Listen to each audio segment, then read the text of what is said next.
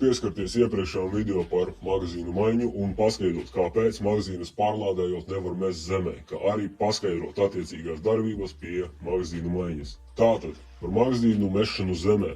Jā, ir ātrāk un ērtāk, bet, ko es arī video parādīju izmētājot visas magazīnas pie katras pārlādes, beigās pēc uzdevuma vai kaujas nosīt drošajā vietā jums vienkārši nebūs magazīnu, kurās pielādēt tautā saucamo rasti puhu.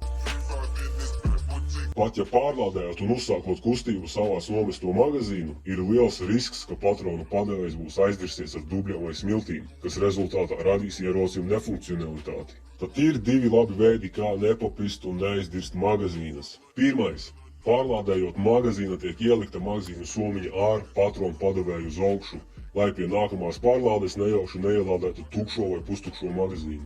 Un otrs veids ir, ka tukšo magazīnu ieliek drobegā. No laba drobega magazīnas ārā nekritīs, tāpēc ir vērts iegādāties lielu un kvalitatīvu drobegu. Un par nemazāk svarīgu tēmu, kā silueta samazināšana pie magazīnu maiņas. Nosacītais ienaidnieks varbūt jūs arī neredzēja, kur atrodaties, bet virziens pie kontakta paļu bombu būs zināms. Tāpēc, lai ātrāk nepagāšotu svinu, ir jāsamazina siluets. Tad šaujot stāvus pie magazīnu maiņas jāņem pozīcija celis. Attiecīgi no pozīcijas celis jānolem guļus, lai samainītu magazīnu.